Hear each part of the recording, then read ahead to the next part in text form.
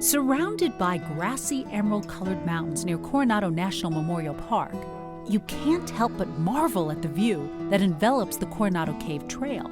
Montezuma Canyon offers some of the best hiking in Arizona and southern Arizona based on the views that you're looking at. Old sycamores line the rocky trail which Park Ranger Frank Torres leads us on today.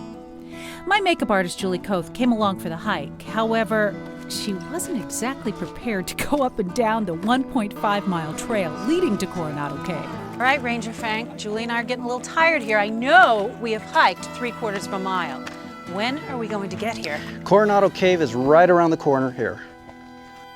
Okay, it's time for part 2 of our Southern Arizona adventure. We are now going caving deep down inside Coronado Cave. Legend has it that this is where the Apaches hid out when the U.S. troops were in hot pursuit back in the 1800s. We're a little excited about this adventure, except there is one question that's been bothering me. Are there any bats in this cave? That being said, Julie decides to hang back while the ranger and I make our way into the first room of the dark cave. Ranger Frank, what is so unique about Coronado Cave? Coronado Cave is a natural limestone cave that was formed, according to geologists, 250 to 300 million years ago. 20 feet high and 70 feet wide. Large open rooms. It tapers in the center and opens up again in the back in several crawl spaces.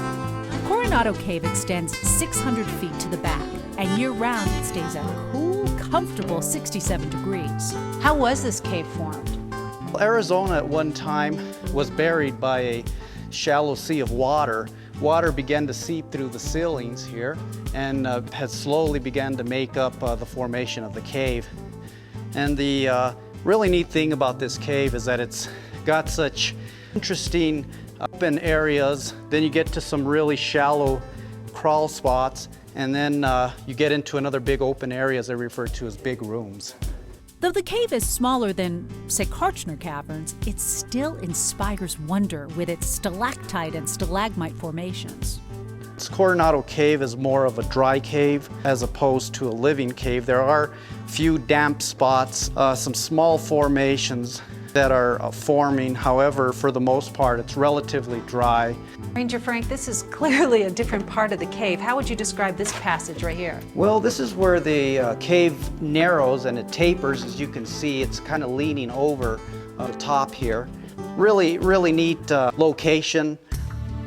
Robin, let me show you an example of why it's very important that everybody who enters Coronado Cave bring a flashlight. Okay. On the count of 3, turn off your light. All right. 1, 2, 3. As you can see, it's extremely pitch dark. Yeah, and it's scary, so let's turn back on our lights. Frank, describe to me what we're seeing right here, because this looks rather unique. These formations that you're looking at here as we approach the back side of the cave are referred to as columns. And what a column is a formation of a stalagmite and a stalactite that join together. Oh, okay. Visitors to Coronado Cave can tour the cave without a guide, but must sign in at the park office where you can get a free permit. Before this was called Coronado Cave, it was referred to as either Montezuma's Treasure Vault or Geronimo's Cave. The reason for Geronimo is because some people say Geronimo hid in this cave.